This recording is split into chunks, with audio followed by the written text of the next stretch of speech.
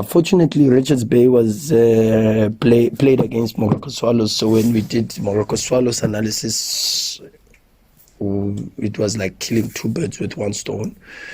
What has to happen now is the simple process of recovering, get lots of rest as quickly as possible, drink lots of fluids, and try to bring the bodies back. That's the first step. And then is the analysis tomorrow morning. First thing as we come back for regen, we will do some video clips about today, so we wash it out of our system, and then we go into Richards Bay the next day. So we still have a little bit of time to go through that. It's going to be a difficult team. Their last game was against the very same Swallows, which they won 1-0. Didn't focus too much on them myself personally because of the focus on Swallows, and I just have this theme of killing one step at a time, or going one step at a time. But I think you can see where they are on the log. You can see the consecutive wins. You can see the organizational forms. Difficult team to beat, and it's going to be very interesting because also they've got some very good players, some very, very good players. And so it's going to be a tough one as well. So we have to get ourselves ready for it. We trained for that, and that's why maybe in the break we had this simulated program from a physical perspective where we had games every 2-3 days in that period where we went to Polokwane. And now there's a lot of work that goes in behind the scenes, and the support that we get from the entire technical team is so important because the coaches have to work very, very hard on the mentality and that's also a space where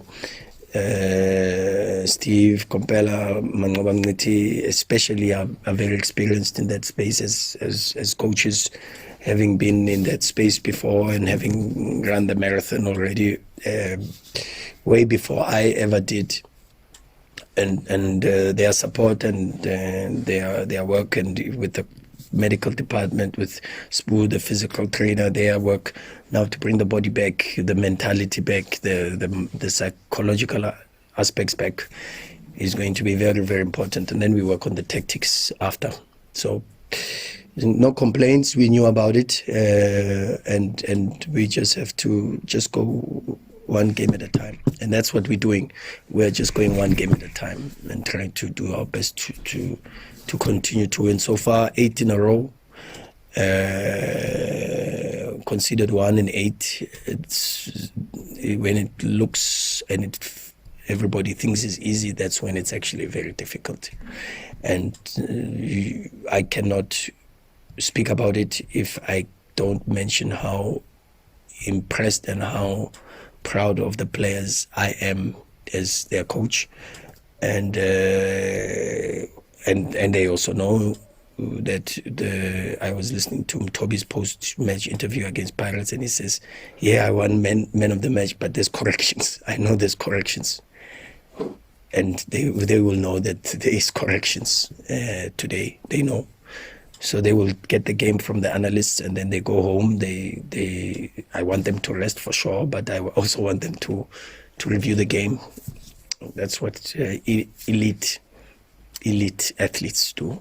And so I'm proud of this group, and huge kudos, and I hope that's what makes the headlines for the next 2 days, that Rhulani is proud of the group, is proud of the Sundowns players, and not the other stuff, because the game of football belongs to the players, and I had a nice chat with you, Shoops, during the week, but we will have that maybe with a bigger audience about that. But let's not steal the limelight from this magnificent group of players. They deserve all the plaudits. Incredible human beings, honest professionals, and a pleasure to work with and coach. Sincere condolences once again to Peter Mensah's family and the South African football fraternity at large. I was fortunate enough to have a few interactions with him. What an incredible gentleman. And Flamboyant. yeah, flamboyant and with presence. You know what I mean? And elegance. You know, the style, the sense of dress was yeah. You can go on, and that's why they say that good human beings or legends don't die. Their spirit continues to live in the hearts and the memories of those whose lives they have touched. And that's why each and every single one of you can come up with superlatives, flamboyant, colorful, because exactly. Well, I'm not sure I'm that colorful. But somebody said without putting race into it, Yeah. he was the current Abdul Bamji of South African football in a different light, though. I was not fortunate enough to live through the space of Abdul Bamji, but through the legends that have lived the game, I've been told incredible stories. And if that is the comparison, then you must know the loss. Speak. That's when big trees fall. It makes a very big impact, and that's what happened. It's a sad story.